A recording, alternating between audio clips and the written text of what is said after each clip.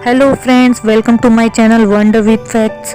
आज हम बात करेंगे एक ऐसे आदमी की जिससे बड़ा राजनेता आज तक हुआ ही नहीं, जिसकी नीतियां और पुस्तकें आज भी लोग मन लगाकर पढ़ते हैं। इनका नाम था आचार्य चाणक्य। जी हाँ, चाणक्य का जन्म 371 ईसा पूर्व में एक ब्राह्मण परिवार में हुआ। इनके पिता का नाम चाणक्य था, जो एक शिक्षक थे। यहीं से उनका नाम चाणक्य हुआ। इनका गोत्र था कौटिल्य, यहीं से इनका दूसरा नाम पड़ा कौटिल्य। इनके पिता ने इनका असली नाम रखा था विष्णुगुप्त। चाणक्य तक्षशिला यूनिवर्सिटी से पढ़े थे, बाद में वहीं शिक्षक भी बने। चाणक्य की रुचि बचपन से ही राजनीति में थी। अध्यापक बनने के बाद चाणक्य पाटलिपुत्र गए। वहां जाकर मगध साम्राज्य के नंद वंश के न्यायालय में विद्वान बने। एक दिन चाणक्य और राजा धनानंद के बीच लड़ाई हो गई। राजा ने अदालत में ही चाणक्य की बेइज्जती कर दी। चाणक्य ने तभी अपनी चोटी खोल दी और बोला, जब तक नंद साम्राज्य का नाश नहीं कर दूंगा तब तक चोटी नहीं बांधूंगा। इसके बाद चाणक्य ने चंद्रगुप्त मौर्य को चुना और केवल 19 साल की उम्र में उन्हें सत्ता में उतार दिया। यहीं से मौर्य साम्राज्य की शुरुआत हुई। बाद में धनानंद की हार का कारण भी वही बने।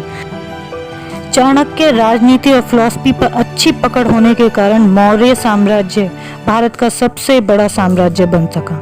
चाणक्य बहुत ही बुद्धिमान आदमी थे। वे ऐसे प्लान बनाते थे कि हर स्थिति में सैकड़ों बैकअप होते थे। मतलब कंडीशन चाहे कैसी भी बन जाए, उनका बचाव पक्का था। वे बहुत ही आगे तक की सोच सकते थे। चाणक्य को दवाओं और खगोल विज्ञान का भी पूरा ज्ञान था। उन्हें समुद्र शास्त्र में महारत हासिल थी, जिससे वे किसी व्यक्ति के चेहरे के भावों को देखकर ही बता देते थे कि सामने वाला क्या सोच रहा है। चाणक्य ने हमेशा कहा कि महिलाओं का भरोसा नहीं करना चाहिए, पर उन्होंने ये सभी महिलाओं के लिए नहीं कहा। उनके अनुसार एक अच्छी महिला वह है जो पवित्र, घर के काम में निपुण और पतिव्रता हो। वे यह नहीं कहते थे कि हर महिला बुरी है और न ही ये दर्शाते थे कि हर पुरुष निर्दोष है। चाणक्य नीति इतनी जबरदस्त मानी जाती है कि आज भी दुनिया और भारत के नेता विदेशी संबंधों को अच्छा बनाने के लिए इसका इस्तेमाल करते हैं। चाणक्य ने सिकंदर महान से लड़ने के लिए भारत के सभी राज्यों को एकजुट किया था।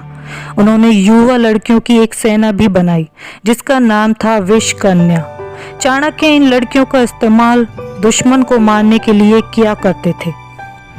आचार्य चाणक्य ने चंद्रगुप्त मौर्य को भोजन के माध्यम से थोड़ा थोड़ा जहर दिया, ताकि दुश्मनों के जहरीले हमलों को उस पर कोई असर न हो। एक दिन चंद्रगुप्त ने अपनी रानी के साथ खाना खा लिया, जो 9 महीने से गर्भवती थी।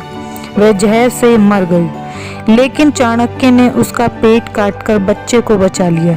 इस बच्चे का नाम बिंदुसार रखा गया। जीवन के आखिरी दिनों में चंद्रगुप्त तपस्या में लीन हो गए और बिंदुसार को राजा बनाया गया। चाणक्य अभी भी बिंदुसार के सलाहकार बने रहे, लेकिन चाणक्य और बिंदुसार के बीच दुश्मनी पैदा करने के लिए एक साजिश रची गई। इस साजिश का मास्टरमाइंड था बिंदुसार का मंत्री सुबंधु। बिंदु ने चाणक्य को बहुत सम्मान दिया था। ये सुबंधु को पसंद न था। सुबंधु ने किसी तरह बिंदुसार को ये विश्वास दिला दिया कि चाणक्य ने ही उसकी मां को मारा था। फिर क्या था, बिंदु ने बिना पूरा मामला जाने चाणक्य पर गुस्सा किया, तो चाणक्य घर बार छोड़कर जंगल चले गए और खाना पीना छोड़ दिया। जब बिंदुसार को हकीकत का पता लगा तो वो शर्मिंदा हुए और उनको मनाने गए, लेकिन आचार्य चाणक्य माने नहीं और वहीं भूखे प्यासे घूमते हुए देह छोड़ दी। आज भले ही चाणक्य नहीं है, लेकिन चाणक्य की नीतियां पूरे विश्व में प्रसिद्ध हैं। बड़े से बड़े राजनेता भी उनकी नीतियों पर चलते हैं। इसलिए कहा जाता है कि चाणक्य से बड़ा राजनेता आज तक कोई नहीं हुआ। आज की वीडियो में बस इतना ही। फिर हाजिर होंगे किसी रोचक विषय के साथ। अगर वीडियो अच्छी लगे तो please like, share and subscribe करना ना भूलें। धन्यवाद।